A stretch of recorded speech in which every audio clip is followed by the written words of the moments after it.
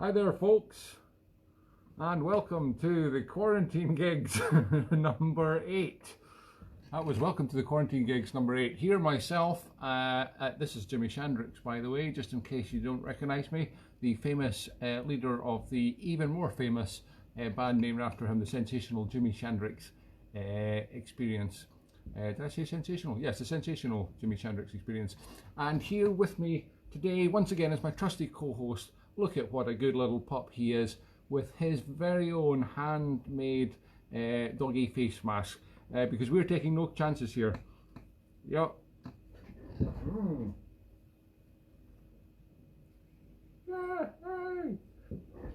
Anyway, these were made last week, if you saw them, by our mysterious guest, who may be a tea-drinking fiddle player, but I couldn't be quite sure because I couldn't quite see under the mask and sunglasses. And there he is. You look at him. He is just loving this show because every week he gets tortured with some new thing attached to his poor wee head. But he likes that one. That looks like a kind of John Wayne tartan scarf on him now when it's in standby mode. Mine, if you didn't see last week, had a wonderful. Well, it has a wonderful zip for drinking whatever you may wish to drink in the middle of the mask. This is not what I would choose to drink. This is Foster's. This is seriously poisonous. But I will tell you what I do use this for in just a minute. Let me first of all explain my attire. I am in full Jimi Shandrix mode. I have even grown this pencil moustache, especially for the show. It's been agony all week. It's a hard job growing a moustache. It's lucky that I didn't have anything else to do all week, because it's taken a lot of concentration and a lot of fine trimming with my razor this morning, and I've got a bit of rash here, but there's nothing I can do about that. Anyway, I hope you like the outfit. This is actually a full outfit. This is not just the top half, not like one of these people pretending to carry on working now that does their meetings wearing their underpants or their pajama bottoms and their slippers, and they have the shirt and tie on the top. No, I am in full. Look at that belt, by the way. Oh, yeah, beauty. I'm in full Shandrix mode. Look at those beauties. Look at those beauties. Oh my god, I'm going to fall over. I'll try and get a bit dancing on them later. Can't promise you though. What have we got here? Yes, well, I've got special requests. I was going to explain about the Fosters because we've got very special requests from last week. I can't really read because my sight's so bad all your comments as they come up, although I do try sometimes when I'm playing. But last week I got comments, so I only sometimes usually get around to reading them after the show. But thank you so much for all your comments, very much appreciated. And it's quite nice to hear all these little bits of information from around the world. For example, was a lovely one from a family, I can't remember who, sorry, last week, saying that after my continual reference to Pear Soap and the never-ending hope of sponsorship from them, which still hasn't happened yet, ladies and gentlemen. There was a family that also liked to use pear soap, and so it's nice to hear I'm not just the only one fan of pears. But I'm probably not the only one that's not a fan of Foster's. This stuff is awful, and I'm going to tell you in just a second how awful it is, because I don't feed it to humans. No, I feed it to a special little creature that I want to get rid of. And the reason that I want to get rid of them is because they eat all my vegetables. That might give you a clue. But connected with that, last week on one of these little messages I had a request from my friend Jill Dufresne, who is isolated out in Cockenzie with her daughter Fiona, and she asked for the lark in the morning. So it was after the show, and it was afternoon by then anyway. It's afternoon now, but it's still kind of morning for me. And so I said I'd play it, promised I'd play it this week. So I'm going to play it this week. But the tune I'm going to play, that's a jig, by the way. It goes dickety dickety dickety dickety. The tune I'm going to play after it is called The Jig of Slurs. Now this is where the Foster's reference comes in. Why, you might say? Because The Jig of Slurs has got a sort of a communal funny joke name in the folk world called The Jug of Slugs. Yes, and slugs are the creatures that I feed Fosters to. Yes, in my garden I put out little bowls in the ground and I fill it with Fosters, and the slugs love Fosters and they crawl over and drop into it, and then they die. They die happy though. They drown in beer. And so I thought I would make, especially for you today, I've never done this before, especially for the tune The Jig of Slurs, the Jug of Slugs as we call it, my very own jug of slugs. Yes, there we have it. Look at that, boys and girls. That's real slugs in there. Can you see that? There's probably about 50 of them. That some of them have dissolved a bit, hence the reason it's kind of green. Now I've got to be very careful today because I also have a full mug of coffee, and when I get excited in the middle of the show, I don't accidentally want to refill my cup with this one because oh my god, it smells terrible. It smells terrible. Anyway, there we are, real live, possibly the first time on TV. Please don't call the SSPCA on me. A jug of slugs for the tune, the jug of slugs. Here we go. Toki, where are you? He's probably gone walkies. Just can't trust that co-host. I'm gonna have to get a human one eventually. Okay, so the lark in the morning and the jug of slugs.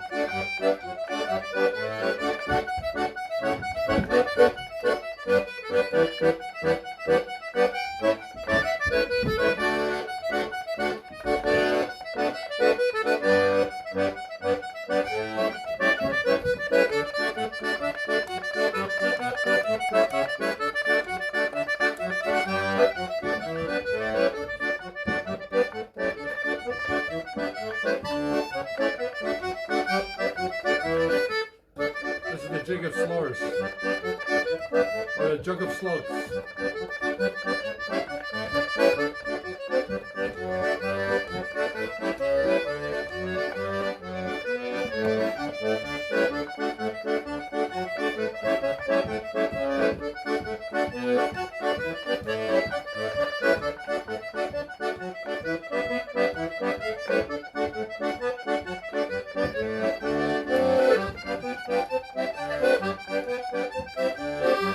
Oh yeah, nice keychains.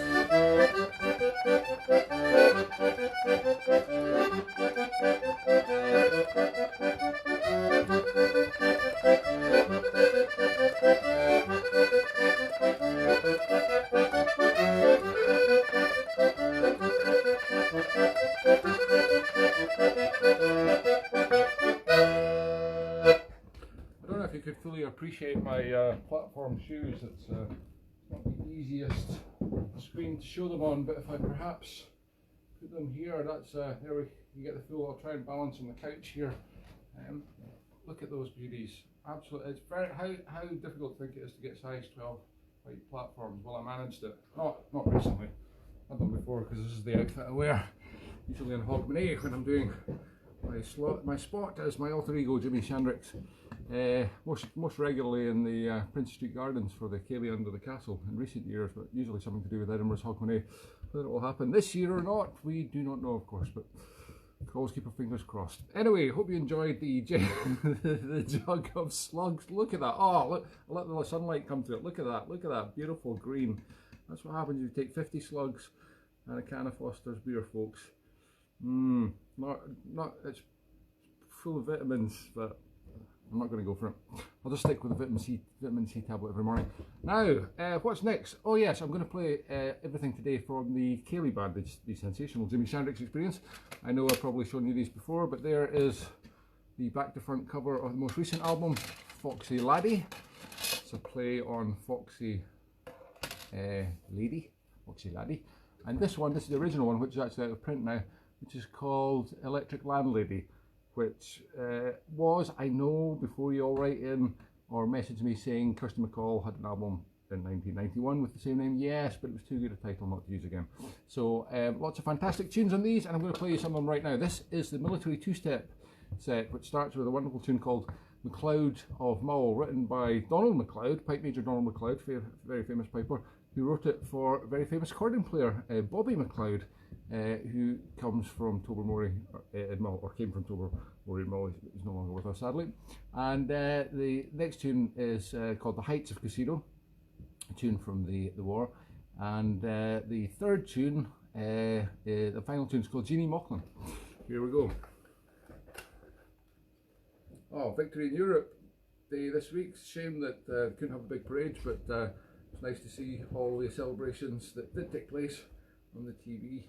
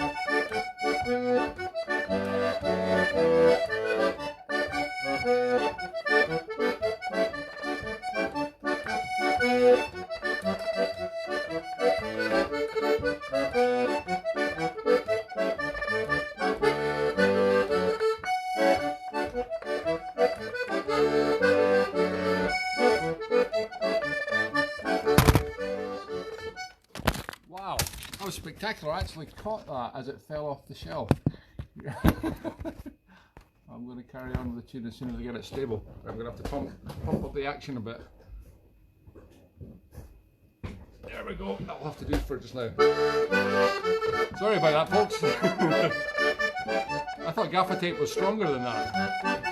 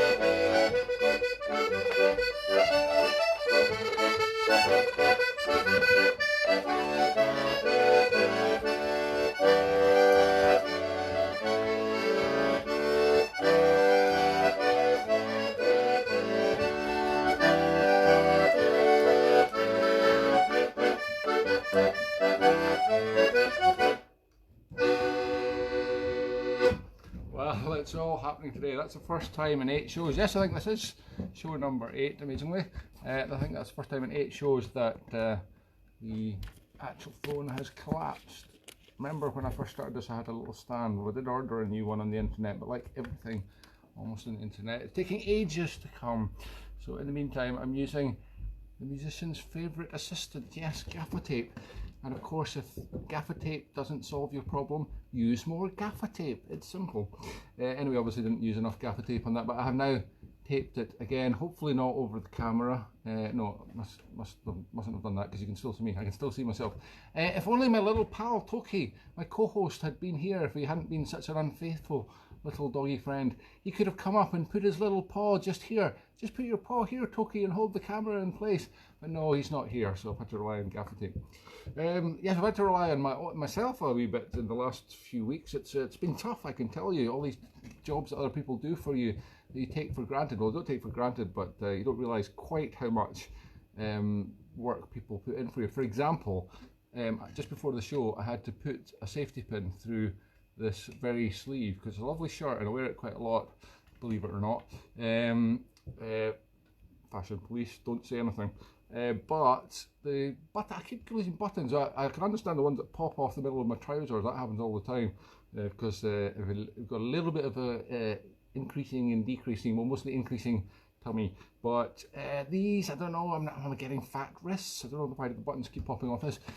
Anyway, in the last week, I have, for the first time ever, managed to sew back on one of my own buttons. Not this one, obviously, because this just happened before the show. This was an emergency. But it took me 6 weeks to work up to it, but I did. I got a needle and thread. That took 4 weeks for a start.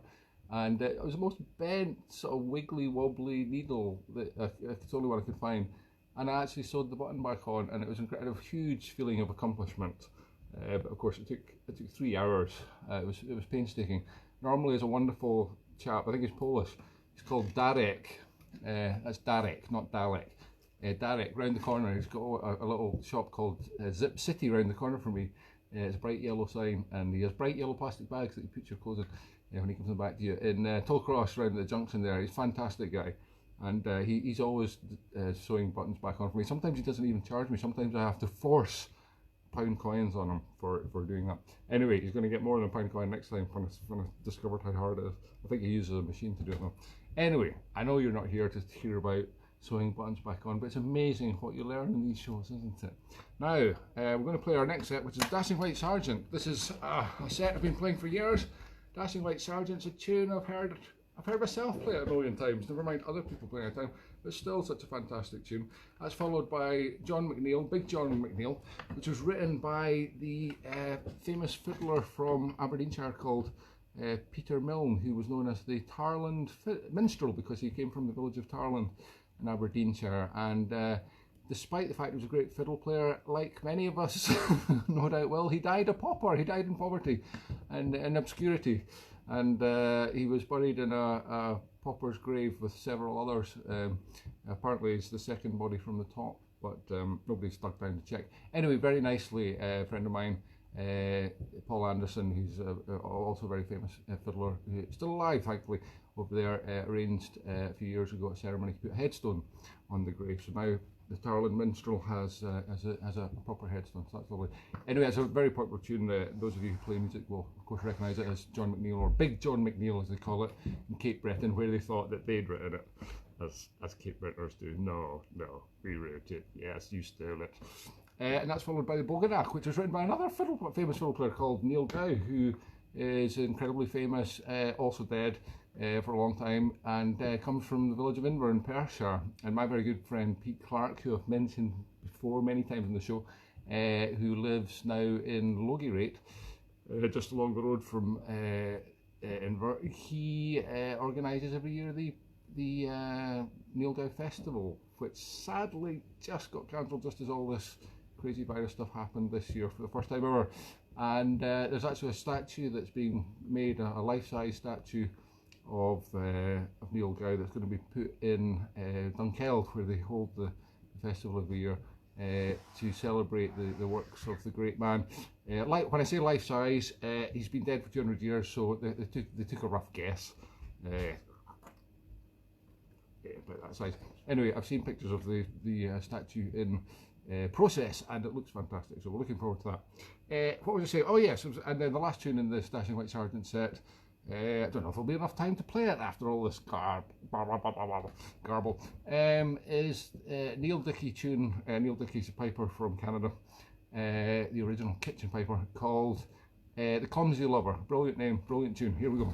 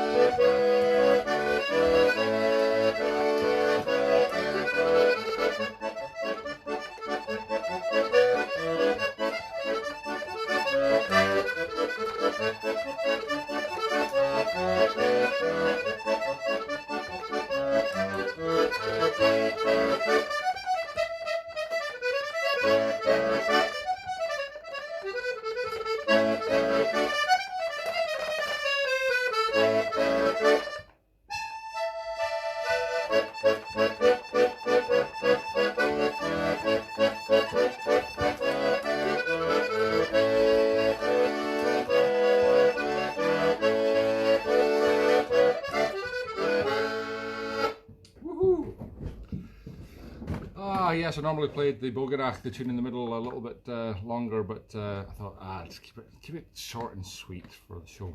Which is why I paused momentarily and went, oh, what comes next? I'm just going to carefully top up my coffee mug with coffee and not liquefied slugs, because that is not a mistake anybody wants to make. I should really have warmed up. Now, somewhere on the screen here is a little thing that says PayPal me, and it's a way of giving me a tip if you like anything at all about this show, which is I'd be very surprised at, because when we play in sessions, which I usually do a couple of times a week, and other people play many more times a week than that in sessions, but I've been doing a couple a week for many years, we put out a little tips jar. It's usually literally a little jar, a little glass jar, or it could be a glass from the pub, or a saucer or something. And generous people, if they feel like it, throw in some coins, even paper sometimes. So this is like a virtual version of that. And if you think that you're feeling generous, any donation between 1 pence and 5 pence, I'm going to increase it to 10 pence. If you want to go up to 10 pence, please feel free to click that button and you can PayPal me. Now, I just thought I'd show you my very own personal, this is not one I take out to the pub, but my very own personal tips jar. This is a mighty tips jar. Look at that. It's a stein full of coins. Yes, because for years I've been taking not all the tips, but because I've been spending quite a lot of them on beer, but whatever I've got left from the tips after I've been drinking beer at the end of a night of playing in a session, I put them in this jar. And this is so heavy that I can only barely hold it with one hand. And you know what? I thought one day, if there's an emergency, this tips jar will come in really handy. Well, guess what? The emergency was a giant virus that's hit the whole world simultaneously. And guess what people don't want to handle at the minute? Yeah, cash. So, it's still sitting there full for another kind of emergency. But it'll come in handy eventually, as long as they don't change the currency before then. Now, what's next on the show? Oh, I'm going to play a nice set of waltzes. This is just a St. Bernard's waltz, nothing fancy, straight and simple. It's the tunes I've been playing for 30 years at least, but they're nice. The original tune, the St. Bernard's Waltz, which is really catchy. There's actually two parts that Pete Clark, who I previously mentioned, actually plays the second part. He's one of the few people I know that do it, but I and most other people can't be bothered, and I can't be bothered doing it today. So we just play the A part, and that's followed by Rosin the Bow, which has got nothing to do with rosin. That's the stuff that you rub along your fiddle bow to make it sticky, which comes from resin from trees. No, it's rosin, old Rosin the Bow. It's a popular Irish melody in the 1800s in America, and old rosin was some old drinker who everybody toasted. And the last tune is a very famous melody, Jock of Hazeldean, which is a song by Sir Walter Scott about a woman who left her poor husband-to-be standing at the altar, and she ran off with Jock o' Hazeldean. Apparently it was originally Jock o' Hazel Green. Things change over time. Here we go. This is Bernard's Waltz.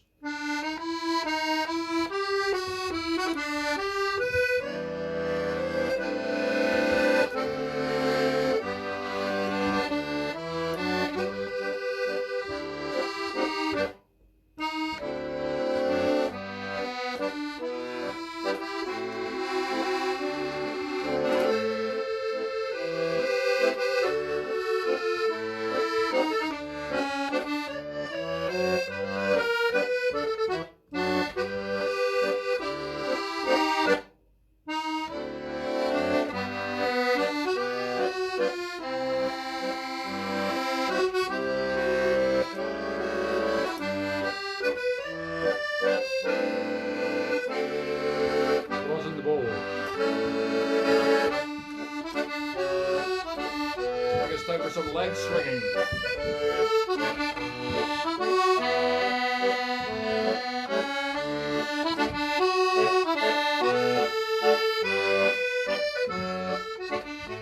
Still can't get these shoes in shot, they're too big.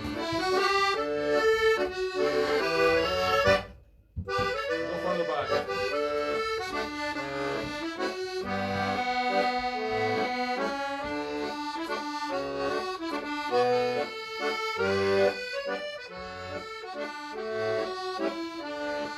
See them now? Beautiful.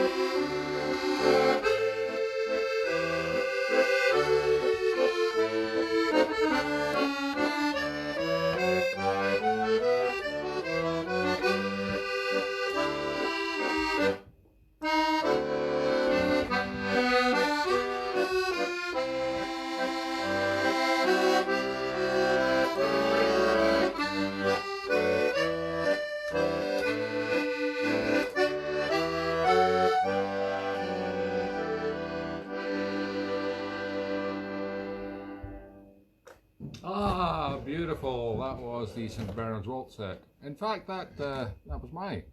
Bernard's Waltz set. Not sure anybody plays these particular combination of tunes. Yes, speaking of ceilidhs, I forgot to mention last week that the previous week I'd been asked to be the special guest, well, actually the guinea pig, for the very first time that my friend Mcneil tried to, successfully by the way, to host a live guest playing on his Stuck at Home ceilidh, which is his substitute for the Edinburgh Ceilidh Club, which he runs on a Tuesday night at 8 o'clock. Every Tuesday during the normal year. The Summer Hall, big ballroom in Summer Hall across the meadows from me. I can actually walk to the gig, which is wonderful. It's more walking back that's wonderful, because it means you can have a drink. Yeah, and I'm a regular player there every 2 or 3 months. Shandrix plays there for the ceilidh dances. It's always packed out, wonderful. But he's been doing a thing at Stuck at Home ceilidh from his house over in Helensburgh, Ballia Ailey, as they say in the Gaelic. And then 2 weeks ago he decided to try and get a live guest connected up, which he managed to do because he's a bit of a tech wizard. And I was connected up from over here and he was over there, and it was projected everywhere. And I did a couple of ceilidh sets and introduced them with a bit of a talk through for how to do it if you were just on your own. We decided to avoid the 8s and reel because I thought that would be tricky without the other 7 people, but I think we did a gay Gordons and a Dash Sergeant, and you just had to imagine the other partners. So anyway, there was people actually doing that at home apparently, so that was nice. So if you're looking for some similar kind of entertainment, Tuesday at 8 o'clock, Stuck at Home ceilidh, Mcneil, we find it on Facebook. Now what's next? Oh yes, I keep going on about my birthday. It was a month ago now, or not quite, a couple of weeks ago, but I got people keep sending me things in the post. I've had yeast, I've had soap, I've had not hate mail yet thankfully, but that will no doubt come. No, this week it was a late birthday present. It was obviously held up in the post from my ex-wife Bobby, very kind.